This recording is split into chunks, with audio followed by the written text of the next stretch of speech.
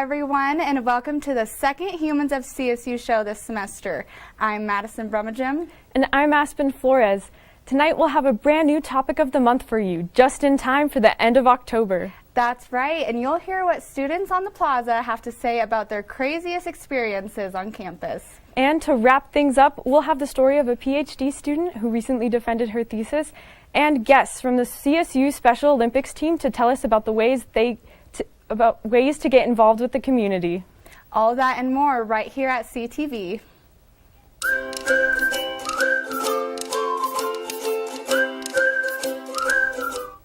The month of October is full of fun activities and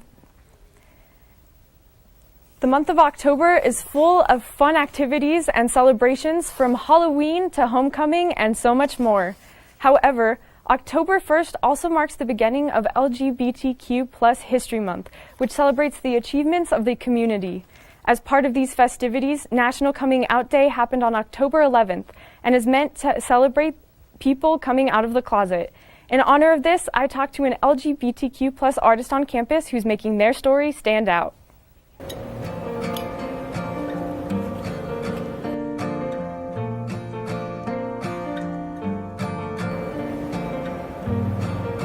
In general, I don't really have one overall coming out story. I kind of experience my gender, figure out my gender identity over quarantine. From there, it was kind of coming out to friends and family multiple different times. Coming out is an expression of who people are and how they identify themselves. For some, art is a good avenue to go down when wanting to visually express their feelings. Overall, I work mainly with oil paints, and this semester I'm focusing on my experiences with gender and gender dysphoria, and as a result of the dysphoria, my complicated relationship with my own body. Coming out can be a difficult and scary experience. It's important to find those who you feel you're most comfortable with to share your story to. I think the first person I came out to was my aunt. My cousin came out as transgender probably a few months before, and she was super supportive and caring, and so I felt safe coming out to her.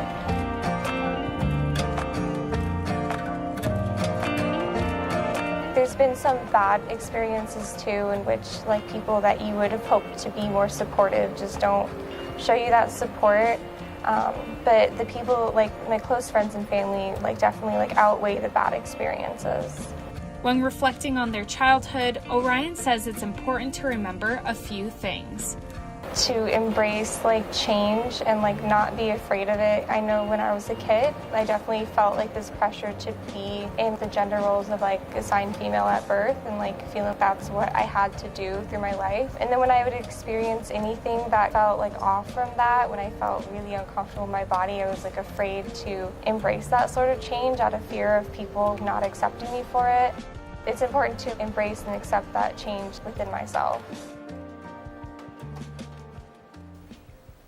That is such an amazing story about expressing who you are and not being ashamed to come out and share with the world. What did you think? Yeah, I thought it was so great to get to talk to Ryan and get to see the art they made. I know as soon as I walked into their studio, I was just overwhelmed by all the color and all the the really cool art that they had there. Those were some amazing paintings, and we just want to say thank you, Orion, for sharing your story and art with us. Up next, we have an interview with Megan Skehan, who is a program assistant in the College of Business and the chair of the Pronoun Statement Committee. Stay tuned after the break to learn more about pronouns.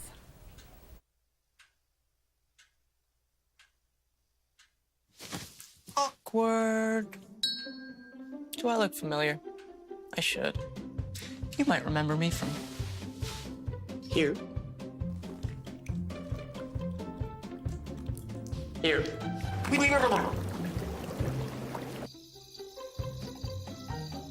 Or maybe even here. But an awkward silence can be a great thing. It can actually be a perfect moment to reach out to a friend and ask if they're okay if they seem down. It doesn't matter how you say it. You all right? Everything's okay? All G? You all right, girl? You cool? You bugging dog. Just show you're there for them. Go on, Kelly. Seize the awkward.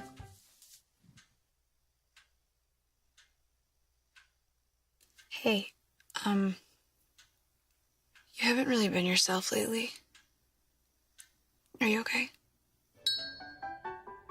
Find out how you can help a friend with their mental health at seizetheawkward.org. Welcome back from the break, Rams. For those of you that don't know, today is International Pronouns Day, which seeks to make respecting, sharing, and educating about personal pronouns commonplace. To dive deeper into the topic, we have Meg Skean here to educate us about the importance of pronouns. So first off, how are you? How's International Pronouns Day going for you? I'm doing really great. It's been so cool to see people really embracing it, especially with the release of the pronoun statement and the pronoun statement video on Monday this week. It's been a really joyful time. Yeah, definitely. So do you want to kind of introduce yourself and just tell us a little more about like what you do? Yeah, so I'm actually a program assistant in the College of Business, Department of Accounting.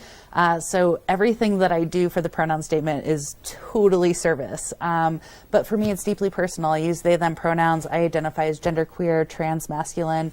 And it's really important that for me, I'm creating spaces that are better than how I found them.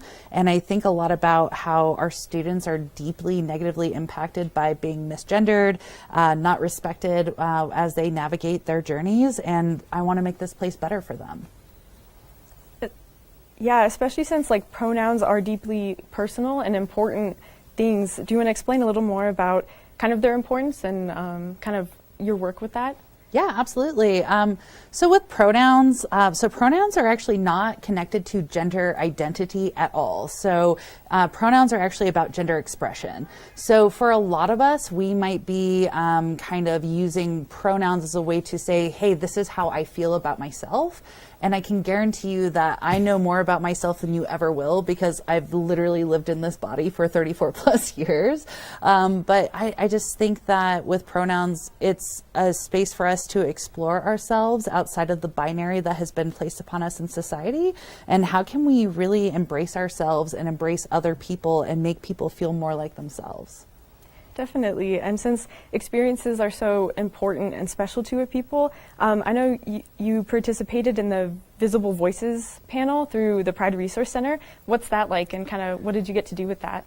Yeah, so Visible Voices is actually one of the spaces where I actually got to really think about who am I and what do I really feel about myself and my gender expression. And growing up in the late 90s, early 2000s, coming out was really different and interesting. It was like you could be gay or lesbian or bi, kind of maybe. But with Visible Voices, we talk a lot about our experiences and how we want people to see ourselves and really talking about what has really impacted us and changed us. And currently the work that we've been doing to really take the Visible Voices program and make it into something even more impactful on campus, taking our stories, learning from personal stories from people is really actually the most educational process that we can possibly do here at CSU. And what kind of impact do you want to have on campus? I know you do a lot of things and you have a lot of titles, but... Yeah, I do have a few titles. I'm collecting them. It's like a trophy. I think, honestly, I want my legacy, and I hope that everybody feels that their legacy at CSU can be summed up as, I left this place better than how I found it. I've been at CSU for 8.5 years as a professional. I've also been working my undergraduate degree in ethnic studies and interdisciplinary liberal arts. And at the end of the day, when I leave this place, I want it to be better for all the trans, non-binary, LGBTQ plus students than how I came to it. And for students who may not know as much about this and who also want to help make campus a better place, kind of what advice would you have for them, or how can they get involved to help more? Yeah, I mean, go to the Pride Resource Center. It's in the Laurie Student Center next to El Centro. It's actually just down the way from Sweet Sensations. If you're getting coffee, why not go to the Pride Resource Center? You know, we're doing a bunch of events right now, and just a heads up, we're going to be doing the Diversity Symposium on Wednesday, October 27th, 3:30 to 5 p.m., and it's all virtual, so you can be wherever you need to be. But we're actually going to be doing workshops on the pronoun statement, and we'd love to have all of the students, faculty, and staff, well, as many that can possibly join us, be there so we can help you work through the journey of becoming a better person and creating inclusive, respectful spaces for everyone on campus. Is there anything else you would like to share about kind of, or about International Pronoun Day and just anything else about pronouns and how people could get better about using them for others? Yeah. So we have a website, pronouns.colosstate.edu. It's actually based through the Inclusive Excellence Office, which is formerly known as the Vice President for Diversity. And really go on there. There's a ton of resources. We're going to keep updating it. Go to mypronouns.org.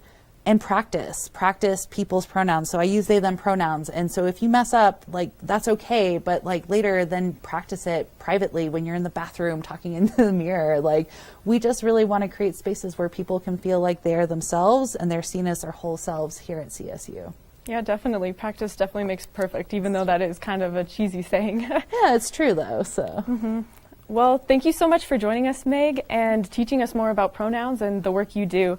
Now, Rams, don't turn off the TV just yet. Next, we'll chat with students on the plaza to discover the craziest things some of you have done to pass your classes. Stay tuned after the break.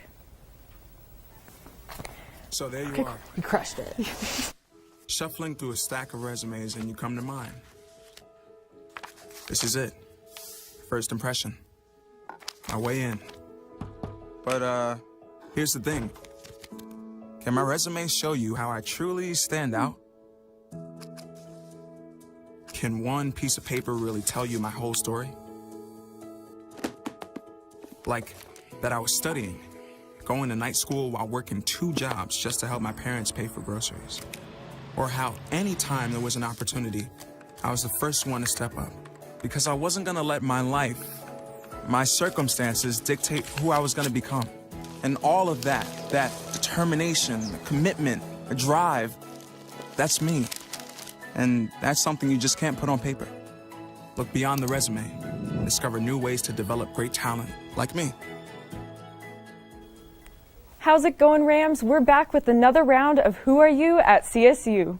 This week, we went out and asked students on the plaza some questions, and your responses did not disappoint. Let's check it out.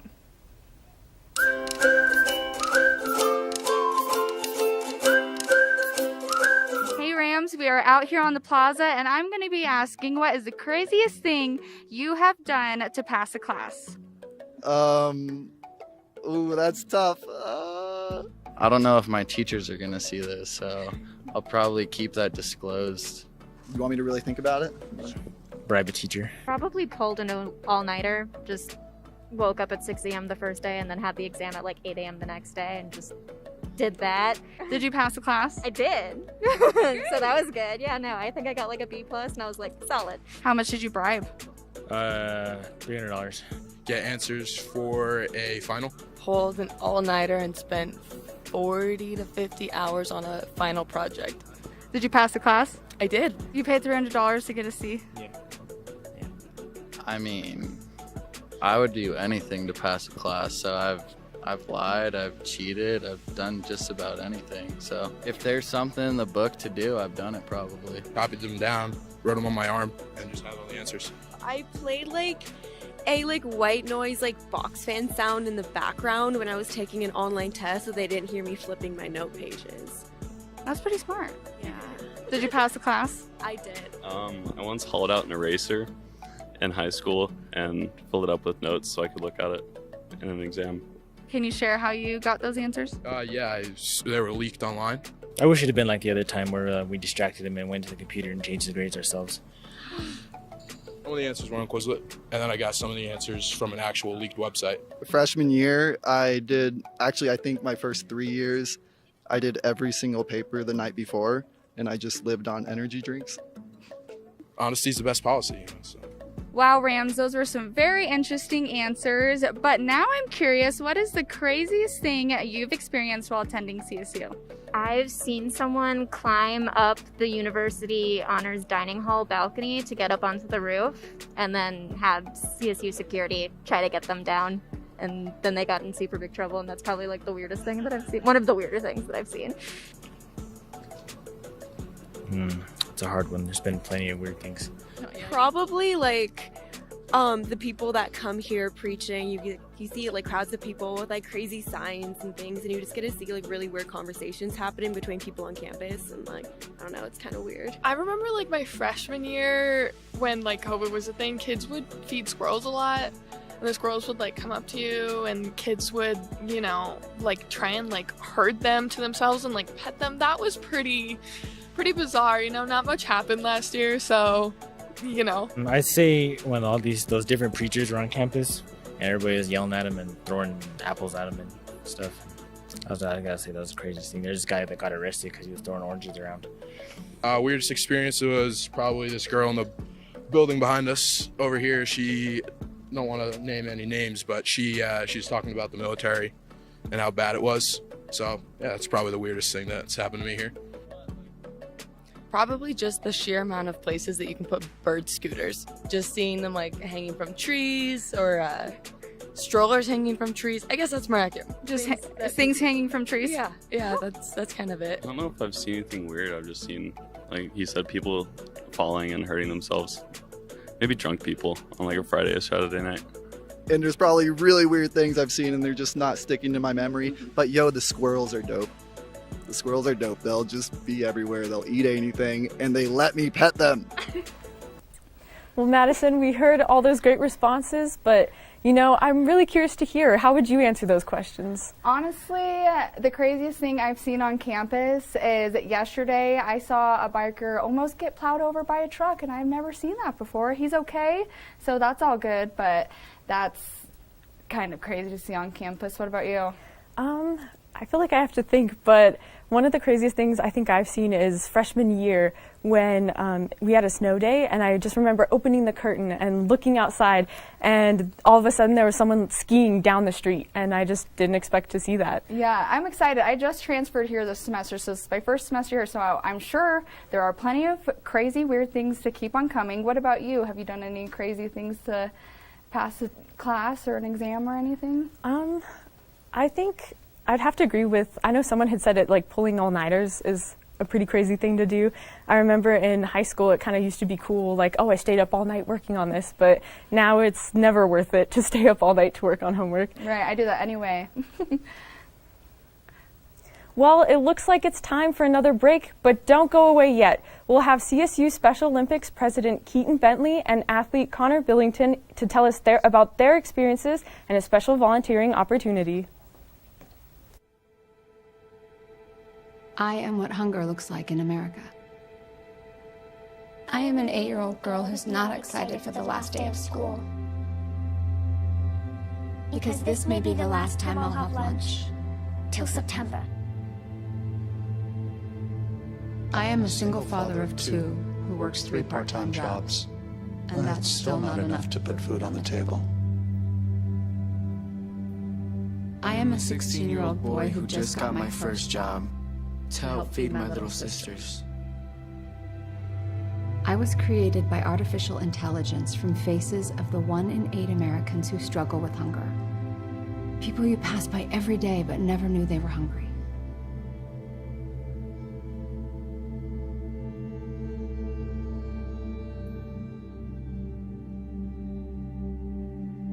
Feeding America, 200 food banks strong. Bye-bye.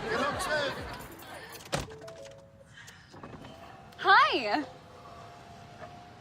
Hoping for a crisp breeze to help keep you alert. Oh, he took a sip of water too. That'll probably help. You were probably gonna turn down the radio too, so you could focus, right? Probably okay isn't okay. Right. If you see a warning sign, stop and call a cab, a car, or a friend. I think the water line is what really drove it home. I blew on him. Thanks for sticking with us after the break. We're here with Keaton Bentley and Connor Billington from the CSU Special Olympics Team. How are you guys tonight? We're doing great. Yeah. You're doing really good. Thanks for having us out tonight. Yes, of course. Thank you so much for being here. So I would love to just start with, do you guys just want to introduce yourselves? Yeah. My name is Connor Billington. I'm on their CSU Special Olympics College Club team. I'm their athlete mentor, team captain. Yeah, my name is Keaton Bentley. I'm lucky enough to serve as the president for this year. So. Awesome. Well, Keaton, I do have a question for you to start off. So can you just tell me a brief overview of CSU Special Olympics team and what you guys love to do, and just if someone wants to get involved, how would you describe it to them? Yeah, for sure. So our main goal is to promote inclusion for people with and without disabilities. And the main way we do that is through sports, primarily basketball and football, depending on the semester. And the main way people can get involved with us is just by keeping up with our social media, sending us an email, and we're always looking for more partners and athletes alike just to strengthen the club as much as we can. That's awesome. I love to hear that. I used to be a coach when I was in high school for Special Olympics, so I love that it's still such a big community here at CSU. So Connor, I do have a question for you. So I see that you brought some medals. Yeah. Can you tell me what each of them are for? Which one's your favorite? All of them are my favorite. I won this one last year for a state tournament for CSU Special Olympics, and my other medals I won these from my high school. I was on my unified team for Rocky, and I play basketball, soccer, and football. And yeah. Which one's your favorite sport? I like all the sports I played in high school, and I'm playing on my college club team. Yeah. Awesome. So, Keaton, can you tell me more about the event coming up this weekend and how people can volunteer and get involved? Yeah, for sure. So this Saturday, we're lucky enough to host the state flag football games for Special Olympics Colorado. And the way you can be involved for that is just by showing up. There's no link you have to sign up for or anything like that. You just show up and watch a great day of flag football. I know we have over 30 teams coming from all around the state, so we're lucky to be a part of that, and we're really lucky to co-host it. Great. So for anyone who would like to get involved, why is it important for people to volunteer for these events? Why is it important for you guys? So it's like you feel welcome and inclusion. It's like for everyone. You're want to come out and have play sports with your friends or meet new people and new friends and come out and then have fun and then play new sports and then experience new sport skills and things and then have each other. Great. So you just love the social aspect of it and just having fun, huh? Yeah. Awesome. So, what is your favorite part about being an athlete for CSU Special Olympics? My favorite thing being an athlete for CSU, I can be there for my team, then my coaches, and then I'm the new athletes are lost or confused, and I can be their mentor and team captain, and I can help them out, guide them. And plus, I have a disability too, and I can even understand with them. You have a different ability. It doesn't. It's okay to be different. Nobody disses your ability, huh? It's exactly. not find who you are. It's part who you are. Exactly. I love that, and I'm so happy that you guys came to chat about this. We are running out of time. I do have one more question. Yeah. What do you think is the main thing that you would like for viewers or volunteers or other prospective athletes to leave on a good note? Yeah, I would say if you have a passion for this community, our club is a perfect place to start getting involved with that. Like I said before, we're always looking for new partners, athletes, everyone in between. If you want to come and build relationships and build very meaningful relationships, we're the place to come. So we'd always love if anyone wants to stop by. In our club motto is we're a family. We have each other's back. We're there for each other no matter what. It is a family. That is exactly right. And same here at Humans at CSU. We are a family. Unfortunately, that is all the time we have with Keaton and Connor. But coming up next, we'll meet with Swetha Vaharadin, an inspiring PhD student in computer science, for an interview you don't want to miss. Queen is just my everything. Right now, I wouldn't know where my life would be without her. They say chivalry's dead. It's not. Terrence is a gentleman. He opens doors. His smile did it. His smile, his eyes, his knowledge. My landlord, he decided that he wanted me to move based on the fact that I was transgender.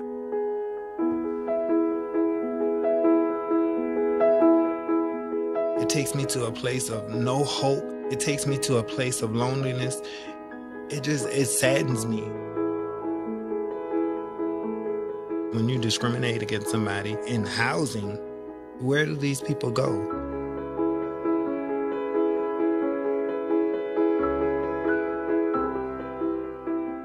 Let's just respect people in everyday life for just being human. Hey, Bobo, do trees tell each other stories? I'm sorry. I'm afraid I don't know that. Hey, why don't we go find out? Listen. Do clouds take naps? I couldn't tell you. Dad, do stars visit their friends? Look!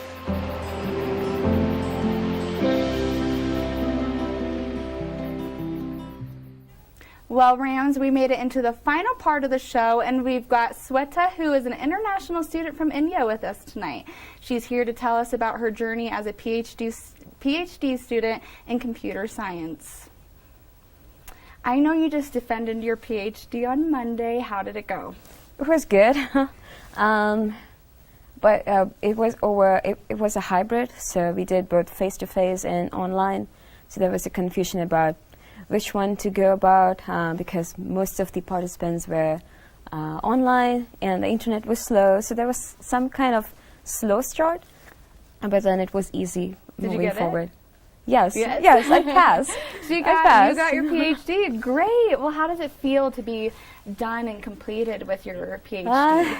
It's a mixed feeling. I'm happy for most part.